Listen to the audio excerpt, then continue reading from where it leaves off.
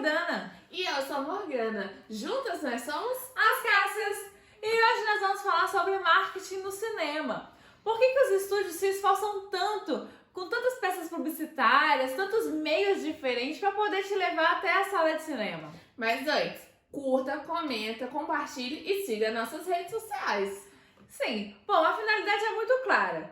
Faz tudo isso, como eu disse antes, para te levar à sala de cinema. Mas como é que isso é feito? Quais são as técnicas? O que é usado, né? O que sempre foi usado e o que está sendo feito ultimamente? Bom, desde sempre foi muito importante o papel do pôster, né? Porque ele dá literalmente a cara daquele filme. Porque até então não são lançadas imagens, assim, movimentos, né? Não são... É o primeiro contato que o público vai ter. Com o nome, quem é o elenco, quem está dirigindo, né? Você vai entender mais ou menos o espírito daquele filme por uma imagem. E a gente que faz até coleção disso até hoje. Isso é verdade, viram clássicos, né? Sim. Bom, além disso, são lançadas depois outras imagens sobre as cenas de gravação, ou aquele paparazzo vaza um pouquinho antes, né? Aquela imagem, mas aí já não é pensado pela produtora, mas isso acaba ajudando também. Depois, a música, no caso então de 007, é assim, criada uma expectativa sobre que cantor vai cantar aquela trilha sonora de determinado filme. Porque isso dita muito como vai ser o ritmo, o espírito daquele filme, né? E é muito interessante como a gente pode perceber, nesse caso específico, como a música é muito importante. A sequência, assim, né? Aquele som do 007, todo mundo sabe como é. Mas a cada filme há uma nova trilha sonora com um tema principal. Bom, depois disso é lançado o trailer, o teaser, que são o quê? São imagens do filme compiladas que mostram mais ou menos como será a história do filme. Claro que a maioria toma o cuidado de não contar o final ou a grande virada, né? O plot twist. Você tem que tomar muito cuidado, porque às vezes ali no trailer mesmo você já leva baitas spoilers. É verdade. Aí você chegar na sala de cinema e não vai ter mais aquele momento, né, de surpresa ou aquele momento uau, assim, porque já foi contado no trailer. Mas geralmente os estúdios cuidam muito disso pra contar como será o filme, mas te deixar, na verdade, instigado, com muita vontade de assistir. E às vezes até já começando, ficando apaixonadinho pelo principal do filme. Outras formas de divulgação do filme são as entrevistas, que são feitas com os diretores, com os atores, com os produtores executivos ou os criadores. Mas para qual lugar? Para televisão, para rádio, para jornal impresso, revistas, sites e por aí vai, né? Sim, há diversas formas também de fazer essa entrevista, o que torna muito interessante, porque também, assim, cada programa, seja um programa jornalístico ou um programa de entretenimento, tem uma abordagem diferente. Então, tem que também dar uma ajustadinha pro público que está assistindo, né? E isso são para diferentes países, né? Por exemplo, um filme feito lá nos Estados Unidos pode ter um entrevistador brasileiro, outros dos Estados Unidos, outros de Inglaterra ou qualquer outro lugar do mundo. Tá, mas a maneira tradicional de divulgação de filme, essas não são as únicas. Ainda tem as cabines e as premieres. As cabines são sessões exclusivas para críticos de cinema. São jornalistas, são youtubers que falam exclusivamente de cinema e que dão a pontuação deles e falam mais ou menos o que eles acharam do filme. Então essas sessões são muito importantes. Sim, porque eles vão lançando as notas para o público ver. E isso vai fazer muito as pessoas quererem ou não assistirem aquele filme, né? Sim, e eles que vão dando um termômetro, assim, para a população, né? E também tem a Premiere. O que seria Premiere? Bom, geralmente acontece uma semana ou duas antes do filme ser lançado, que é um evento com o elenco todo do filme, com o diretor, toda a equipe técnica do filme está presente, junto com a mídia, que tem vários repórteres, jornalistas ali, e também eles mostram pela primeira vez o filme pra eles, exemplo, os atores nunca tinham visto o filme, então ali é a primeira vez que eles vão ver, ali que tá o corte final do filme. É interessante pensar nisso, né? Porque no cinema não é gravado em forma cronológica. Então vai gravando os pedaços, ou dependendo até do filme, tem muitos efeitos especiais, ou utilização de chroma key, né? Que é aquele fundo verde. E aí, como é que vai ficar no final das contas o filme para o público, né? E é aí que é mostrado. Bom, esse momento para os atores, né, para quem participou dessa produção toda, é muito importante. Porque o filme, no caso do cinema, é feito de forma não cronológica.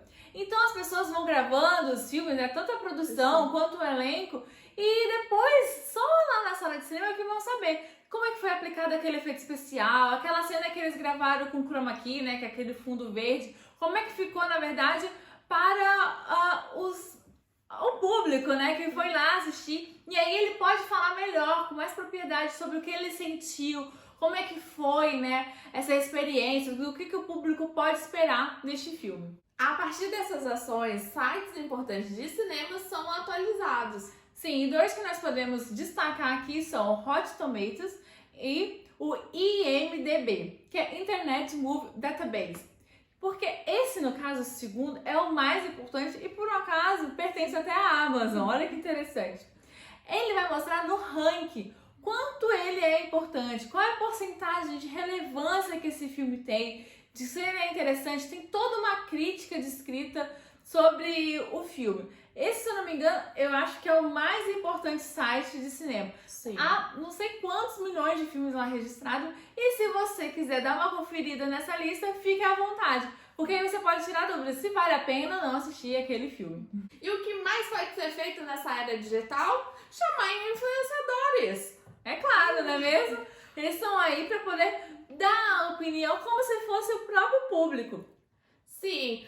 Os estúdios contratam influenciadores de cinema ou que falam sobre cultura pop. Também não são qualquer influenciadores que são chamados, não. Sim, né? Porque não tem nada a ver chamar um que fala sobre moda ou gastronomia com um filme, sei lá, de ficção científica ou qualquer outro tipo de filme, você não entende tão bem, né? Porque nesse caso ele é praticamente um especialista com a voz do povo ali, né? Sim, sempre tem que ter muito a ver. Muitas vezes eles são chamados na época de gravação dos filmes para poder participar, acompanhar alguma gravação assim, né? Ver como é que tá rolando, para depois já sentir como que o filme acontece e dar uma prévia, né? Já começar a criar aquela expectativa com o seu público para poder assistir aquele filme. Mas isso não é divulgado até próximo do lançamento do filme, claro. Sim, tá tudo lá no contrato, tudo direitinho. Quando eles podem divulgar, o que eles têm que fazer, quantas peças de divulgação, né? No caso, nos stories, no feed, o que ele tem que fazer a respeito,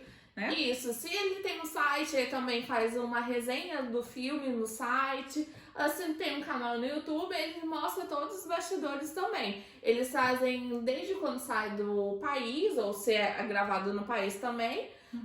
Eles gravam e mostram todo o caminho, tudo que foi feito lá. Mas também são chamados também para fazer entrevistas no local. Sim, porque isso na verdade vai depender de cada estúdio. O que ele quer promover, como que ele quer instigar esse público. Ou seja, pode ser para poder participar um pouquinho da gravação, fazer entrevista, pode participar dessa primeira, né, esse primeiro momento, primeiro contato do filme, né, junto com a produção, com o elenco todo. Ele também pode assistir. Pode ter um outro tipo de ação para poder conhecer o cenário. Sim, os bastidores, cenários, o figurino. Tudo vai depender do intuito que o estúdio pretende atingir. Agora, antes de nós darmos os 2 exemplos de filme que fizeram isso brilhantemente, vai lá, curta, compartilha, comenta sobre se você gosta desse assunto e também se você tem sugestão de outros assuntos por aqui. Bom, vamos começar com um que é sensacional, que é o quê? Star Wars! Sim, é um clássico do cinema mundial e não podia estar fora aqui dos exemplos, né? Mas vamos falar dos 3 últimos, que já pegou a era digital, né? Sim, porque a forma de fazer divulgação atualmente é um pouco diferente do que era feito no caso dos primeiros filmes. Atualmente é feito o estilo de divulgação em balde, que é o quê? Para você mandar muito conteúdo para o público. Aí você vai lá, digamos assim, pesca aquele espectador, ele vai lá, assiste, e aí no filme, não bastando, ele tem que ser maravilhoso, ou seja, ele tem que encantar quem tá assistindo. Sim, e quais são as formas? Além de teaser, PMS, de trailers, mas o que ele faz? Ele faz em ação, mas o que ele faz? Ele faz muitas vezes ações pela cidade, fazem ação na Comic Con, que é um dos maiores eventos de cultura geek, por exemplo. Sim, não pode ficar de fora, porque lá é que acontece tudo. Sim, eles enviam também press kits, né? Para os influenciadores, né? Sim, press kits são geralmente umas caixas que são enviadas pelos estúdios que mostram algumas coisinhas do filme.